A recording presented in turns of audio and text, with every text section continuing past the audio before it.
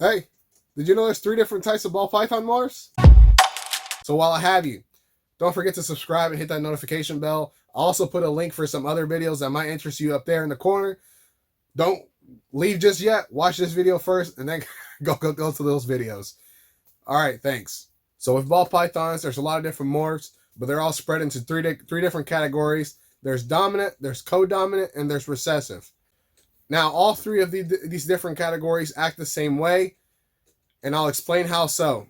With dominant morphs, some examples, you have pinstripe, you have leopard, and you have spider.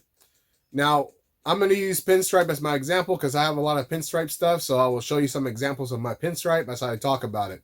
So with pinstripe, what happens is you have pinstripe and you have super pinstripe, but the pinstripe and the super pinstripe look exactly the same. There's no way to tell them apart. So most people don't classify an animal as a super pinstripe until they have been proven as a super pinstripe. So what happens is if you breed a pinstripe to a pinstripe, 75% of your babies will come out as pinstripes and 25% of your babies will come out as normals. Now, out of those 75% of pinstripes, about a third of them will be considered super pinstripes. There's no way of knowing if you have a super pinstripe until you breed that pinstripe and all of your offspring come out as pinstripe. So here we actually have a pairing. This guy here is a pinstripe pied het VPI xanthic. This is a pinstripe VPI xanthic 66% het pied. So we may get super pinstripes out of this pairing. There's a very high chance we get super pinstripes out of this pairing. However, there's no way of knowing which babies are going to be super pinstripe or not. So all of the babies will be treated as pinstripe and labeled as possible super. Gosh, she's so freaking active. This girl here actually came from a pinstripe to pinstripe pairing, so she might be a super pinstripe herself. So if for some reason I get all pinstripes, it is because this girl here is in fact a super pinstripe instead of just a regular pinstripe, because she came from a pinstripe to pinstripe pairing and she is a pinstripe herself. Does she look like a super pinstripe? No idea, because there is no look for super pinstripe. Now, with that said, the same thing occurs with leopard, the same thing occurs with spider, and all other types of dominant morphs. The way that co-dominant morphs work is they work essentially the same way as dominant, but the super co-dominant morph actually has a different look than the co-dominant single gene, single copy morph. So, for example, yellow belly. A yellow belly snake does not have much of a different look as a normal. There's some flaring up the side, a white belly, but for the most part, it looks pretty plain as far as the ball python morphs go. Now, if you were to breed that yellow belly to another yellow belly, you would get about 25% of those offspring would be ivories. Now, ivories are super yellow bellies. A yellow belly and an ivory look completely different. So that is the difference between a co-dom morph and a dominant morph. The co-dom super version actually looks different than just the non-super version. A dominant super version doesn't look any different from the non-super version of that dominant morph. So there's other things in the co-dominant category that actually are labeled as complexes. So in the yellow belly complex, you have asphalt, you have gravel, you have yellow belly, and that's just a few of them. But when you breed them together, they create different types of snakes. So a yellow belly, an asphalt, and a gravel, they all look exactly identical whenever they're just a single copy morph. So asphalt looks exactly like a yellow belly looks exactly like a gravel. When you breed an asphalt to a gravel, you create a super form of that morph. So unlike ivory, it doesn't create a white snake. What it does is it creates a crazy pattern snake that looks completely different than an ivory, that looks completely different than a highway, that looks completely different from a freeway. There's a difference. They're all labeled differently. It's because they all look different. This is an ivory or a super yellow belly, and this is a freeway or an asphalt yellow belly. So this is part of the yellow belly complex. This is what a super yellow belly looks like, and this is what an asphalt yellow belly looks like. Both look completely different than just a yellow belly or an asphalt, and both look completely different from themselves. This is just an acts like super or ALS, and this is an actual super. So this is a super yellow belly. This is what an actual super yellow belly looks like, and this is what stuff in the yellow belly complex looks like when you put it together. Gravel looks similar. It's a little bit lighter on the gravel yellow belly. Then you also have the road rage, which actually breaks up the black a lot more and creates a lot more pattern. So that is asphalt gravel. But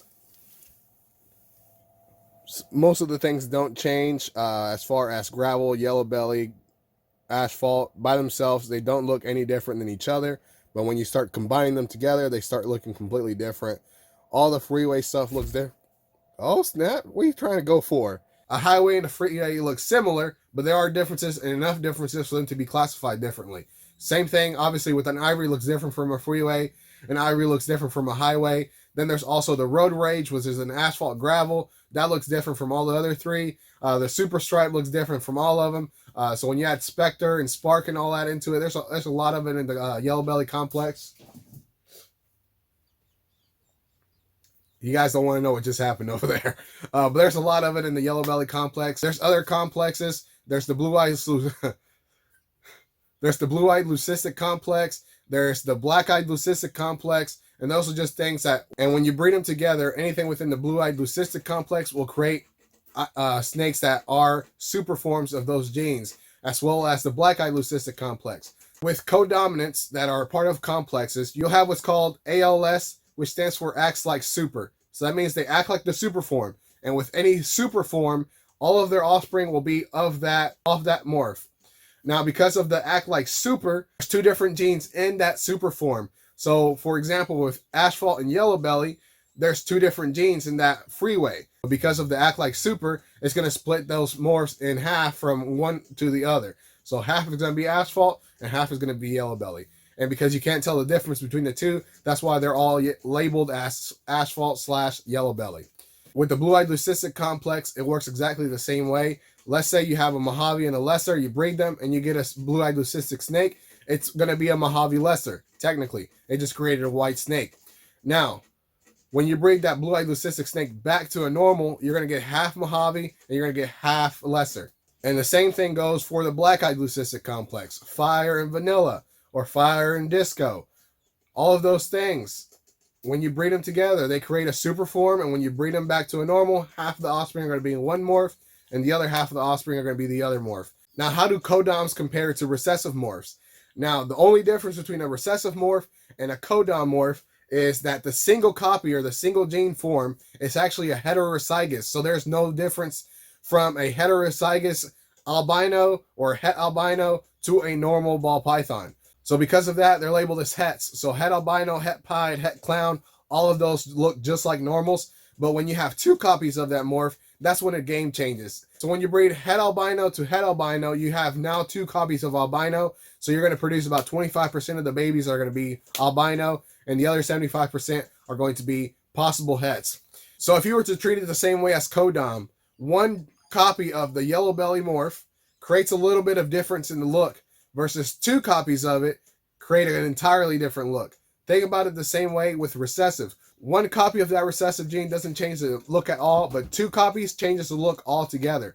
So when you're breeding codoms and you're breeding recessives and you're breeding dominants, it all makes it a little bit confusing, but just gotta understand that with dominants, the super form does not look any different from the non-super form. With codominants, the super form looks completely crazy compared to the non-super form. And with recessives, there isn't really a super form per se. It's just the recessive gene is now visual, versus the other ones, is the normal forms are going to be non-visual recessive. So that means they're het for that visual morph, but they don't actually display any changes to their body characteristics. So I got nothing else for you. Hopefully I didn't confuse the crap out of you, but don't forget to like, share, and subscribe, and hit that notification bell so you don't miss anything that I put out in the future. Peace.